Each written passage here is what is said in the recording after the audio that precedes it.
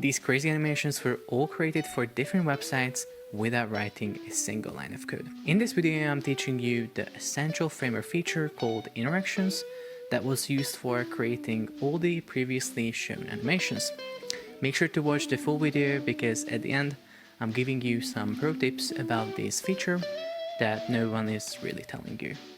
My name is Nandi, this is Framer University, and let's get started. So in Framer, when we want to animate an element, we can create a component. For example, we have this really simple toggle here. It is created with two simple frames. One is this larger one, which is gray, and then the other one is actually a fully rounded, kind of like a circle, which is inside of this toggle frame. You can also see them here on the left layers panel. So far, this is very simple, and I think very easy to understand. Now, if I right click this and hit create component, I can turn this into a component, and now what I see is the component canvas. Here what I can do is I can just name this primary variant off, and I can create a new variant that will be on. So I'm going to click here, and now as you can see, a new variant was generated, and I can just rename it to on. And of course, I can change the design of this button so it will look a little bit different on the on state. So this circle will probably move to the right, so I'm going to move it with my arrow keys, but I can use these pins on the right to make sure that the right pin is set to 6 instead of the left one. And then I can also change the background color of the toggle to maybe this accent color. So now we have these two states, and if I go back to the canvas, you can see that on the right panel I can actually change between these variants with this little drop down. However, we don't have any animation. When I click on this or I hover over, nothing really happens. So how do we add these interactions and animations in Framer? Well, this is where interactions come in. Well, you see, when you create a component in Framer with different variants, you have this little icon right here on the right side of each variant. And of course, on layers within these variants. If you connect from this little icon to another variant, this will create an interaction starting from the off and going to the on. And now in this pop-up window, we can select the trigger. It's going to be either click, click start, appear, mouse enter, or mouse leave.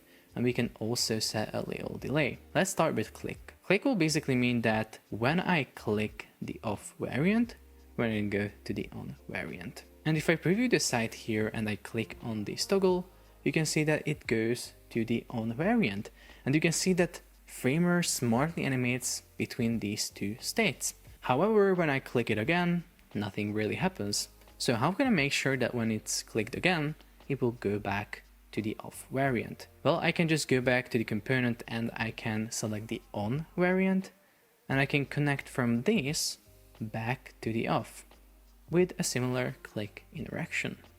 So now again, if I preview, you're going to see that I can go back and forth between these two states really nicely. If I remove these interactions on the top right, I can see how the other triggers work. So I can, by the way, also press down L on my keyboard to link these, to connect them, but linking might be a little bit easier to remember the L shortcut.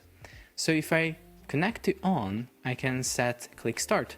So what was click doing is it was only animating the element when I released my click. So if I go back for a second, you're gonna see that if I preview the site and I click on my touchpad, nothing really happens.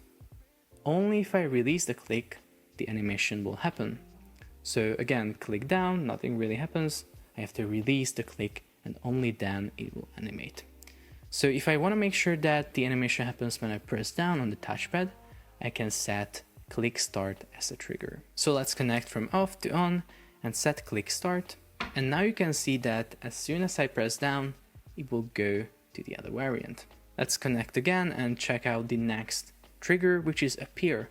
So basically what appear does is it triggers the animation when the variant appears on the screen. Really simple.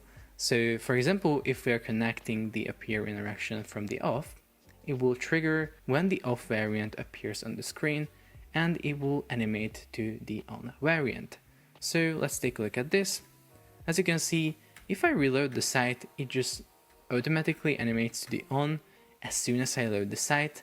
So I can maybe add a little delay here. So if I select this interaction on the top right, I can set a delay here, maybe 1 second, and we're gonna see that now it's gonna wait 1 second, and only then it will animate to the on variant. The last two triggers are pretty simple: mouse enter and mouse leave.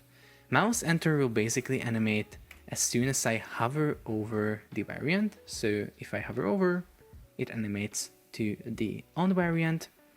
And we can also show the mouse leave. If we connect back from the on variant to the off, we can set that to mouse leave. So what will happen now is that on mouse enter, we go from off to on, and on mouse leave, we go from on to off, which will basically create a little hover state for us, as you can see right here. When I hover, I go to on. When I leave, I go back to off. So basically, this is all you need to know about interactions in Framer to create really nice animations on your websites. Everything else that you're going to hear in this video are just additional things that can take you to the next level. So for example, when you think about this animation, you can see that, okay, it looks pretty nice, but what if I want to animate this element a little bit differently? What if I want to have an instant transition, or maybe it needs to be a little bit faster, slower? How can I adjust that? Basically, you can select the primary variant of your component, go to the right panel to transition, and you can set any type of transition that you would want to have. So maybe it should be really, really slow. Then you can do like 2 seconds, and then it is going to be slow.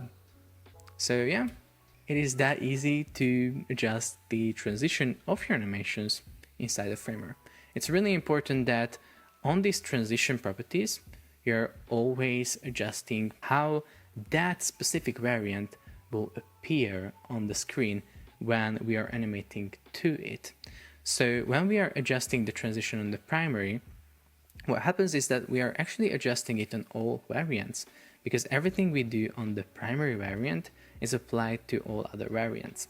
If we only adjust the transition on the on variant, so if I set it to maybe 0.2, so it's going to be really fast, it's going to mean that when we go to the on, when we are transitioning to the on variant, it's going to be a really fast transition.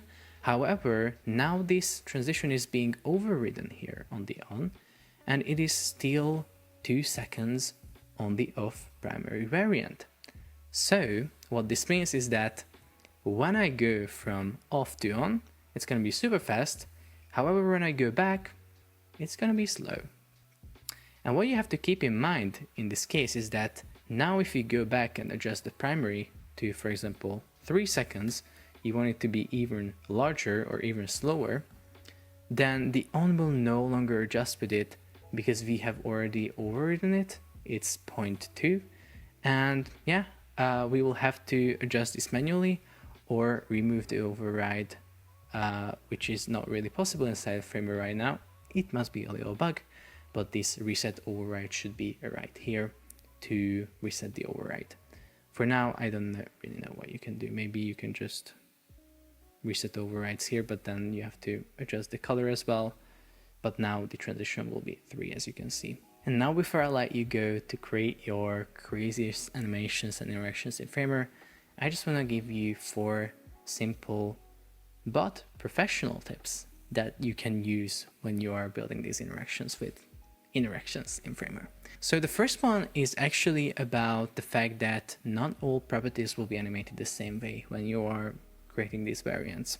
Because, it seems pretty easy that, okay, I just create a couple of variants, I change a couple of properties on those, maybe colors, stuff like that. Yeah, but not everything will be animated the same way. For example, when you hover over this, you can see that some elements are animated and some elements are not. You can see that this is a simple component that has 2 states. On the default primary, we have a text and then a circle and then a simple frame. Here we are animating the frame to 0 pixel rounding, so it's not going to be rounded anymore. Then the hover me text is actually changed to 0 opacity, and then the circle is turned off with visible no. And so what I want to show with this is that if you pay close attention, you're going to see that there is one thing on this interaction that is not being animated the same smooth way. And that is the little circle. So you can see that when you, for example, set, and this is the most common, there are some other properties that cannot be animated, but the main one is basically the visible property. If you set it to no and yes, and you're animating between these two states, it's not going to be animated. You can see that it just disappears and appears instantly. And then you can see that on the other hand, when we adjust the hover me text with opacity, and we are basically hiding it with setting opacity 0, there is something that is animated according to the transition settings that we set within the component. So yeah, this is just something that you want to keep in mind and create your components and interactions according to this knowledge. Next tip I want to give you is a little feature that might not be known as much as other features. If we have a bunch of these variants right here inside of the component, we can create a little like audio wave kind of icon that is being animated. I don't know if you can imagine it, but if we play through these variants really fast, we'll see like a really nice audio wave kind of animation. When you have a setup like this, when you want to just cycle through a bunch of components with maybe like an appear trigger, you can just do it really simply and really easily, and by saving a bunch of time. You can just connect the first variant to the second variant with an appear trigger, and then if you go to the top right, you're going to see this, basically this interaction that you just set. However, you're going to have an additional option here, which is called transition. If you set it to cycle, this will basically make sure that this interaction will be added to all of the variants, and we're just going to go from variant 1 to variant 2 to variant 3 with these same settings, and we're just going to start cycling through all of these. Now, as you can see, we're going to have this amazing effect where these variants are constantly switching, and we didn't have to connect them one by one. Even if we had like 100 variants, we could just set the interaction on the first two variants and set cycle, and now they're cycling through, and we can create really like creative effects with this if you think about it. So yeah, little tip that you have to keep in mind. Another time saver tip is basically connecting interactions from the primary variant. For example, you can see that we have this accordion where we have a bunch of variants, and on each we have a different accordion opened. This is just a little FAQ section. So you might just go and say, okay, when I click this, I want to go here, and if I go click this, I want to go here, and you're going to start like connecting these and each of these variants. That's not really the way to go about this. What you can do instead is you can just connect all the interactions from the primary. And why is this good? Well, because if you connect, for example, what is framer to the variant where it's open, so when I click the what is framer, I'm going to go to the first variant.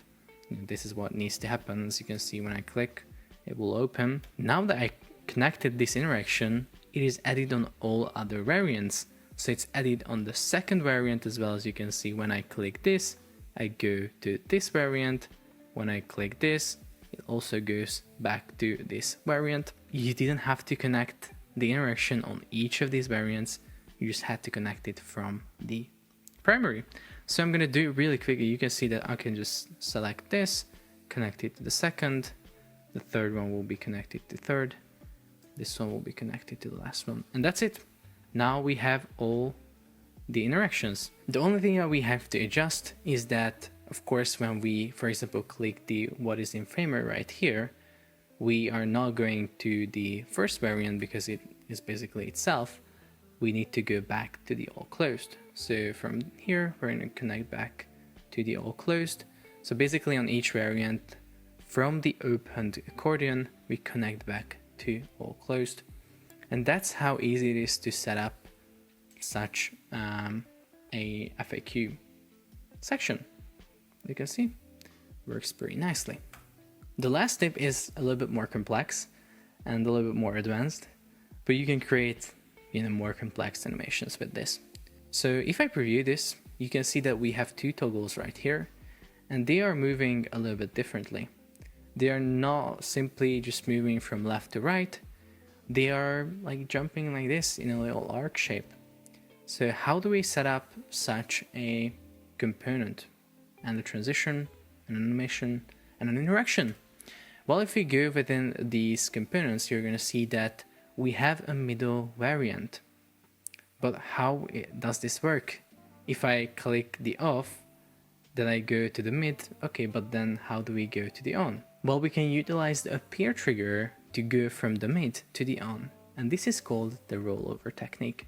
So basically what you do is you go from your first state, which is in this case the off, to the mid with a click interaction. So you start this chain of interactions.